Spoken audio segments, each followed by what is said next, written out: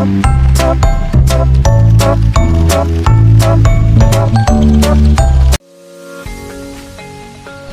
beragam metodologi yang dipakai dalam proses penelitian. Salah satunya yaitu ground theory. Ground theory adalah sebuah metode penelitian kualitatif yang digunakan untuk mengembangkan sebuah teori. Grounded theory merupakan metodologi penelitian yang cocok untuk mengembangkan sebuah teori karena 3 alasan. Pertama, karena grounded theory memiliki reputasi yang mapan untuk mempelajari perilaku manusia dan untuk membuat sebuah klaim pengetahuan tentang bagaimana individu mengapresiasikan sebuah realitas.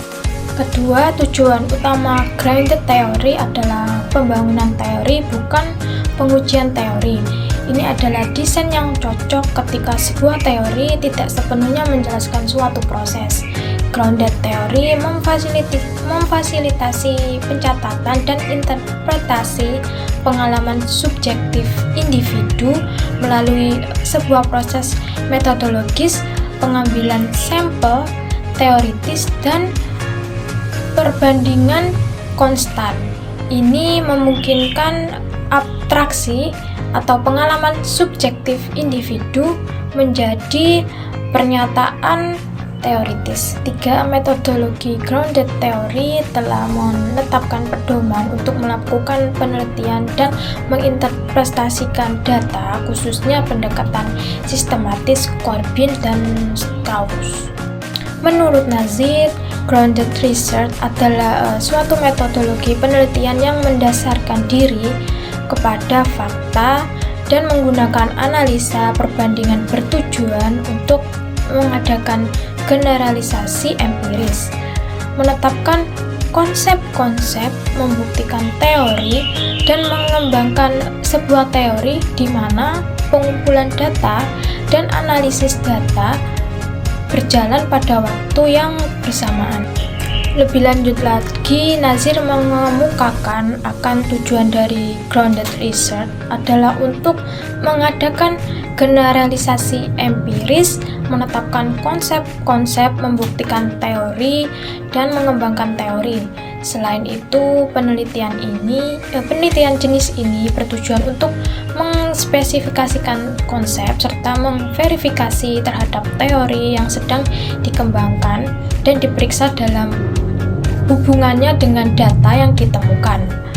Dalam penelitian grounded research, metode yang digunakan adalah studi perbandingan yang bertujuan untuk menentukan seberapa besar suatu gejala tersebut berlaku untuk umum.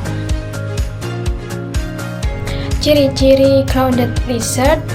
Nazir mengungkapkan bahwa terdapat beberapa ciri dari penelitian jenis grounded research, antara lain adalah 1. Penggunaan data sebagai teori. 2. Menonjolkan peranan data dalam penelitian. 3. Pengumpulan data dan analisis yang dilakukan dalam waktu yang bersamaan. Yang 4 yaitu perumusan hipotesa berdasarkan kategori. Dari gambar tersebut dapat diketahui penelitian pada grounded research merupakan penelitian yang berawal dari data yang ada, dan penelitian jenis ini merupakan penelitian langsung datang ke lapangan tanpa membawa sebuah rancangan konseptual, proposisi atau teori-teori tertentu seperti yang dilakukan pada penelitian kualitatif.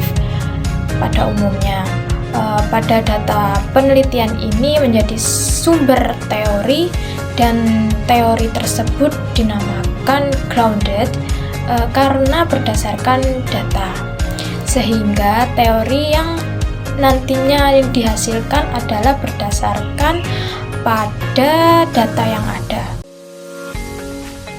Langkah-langkah dalam penelitian grounded research yaitu pertama adalah merumuskan penelitian. Jadi perumusan masalah pada penelitian grounded research dilakukan secara bertahap, yakni pada tahap awal atau sebelum pengumpulan data. Rumusan masalah dikemukakan secara garis besar yang berfungsi sebagai panduan dalam mengumpulkan data-data. Kemudian data-data yang bersifat umum tersebut dikumpulkan. Setelah itu rumusan masalah dipersempit dan difokuskan sesuai sifat data yang dikumpulkan. Yang kedua yaitu melakukan penjaringan data. Data dalam penelitian grounded research digali dari berbagai fenomena atau perilaku yang sedang berlangsung yang digunakan untuk melihat prosesnya serta untuk menangkap hal-hal yang bersifat kausalitas atau sebab akibat. Yang ketiga yaitu analisis data. Tahap-tahap analisis data yaitu 1. Open coding. Peneliti membentuk beberapa kategori awal informasi tentang fenomena yang diteliti dengan memilah-milah data ke dalam jenis yang relevan.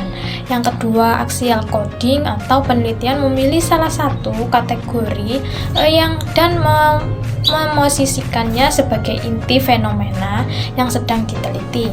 Yang ketiga, selective coding, yaitu penelitian menulis teori dari berbagai hubungan dari seluruh kategori dalam tahap axial coding yang sebelumnya. Yang keempat yaitu penyusunan teori. Dalam proses penyusunan teori meliputi analisa dari hubungan yang terjadi pada keseluruhan kategori yang telah ditemukan sebelumnya.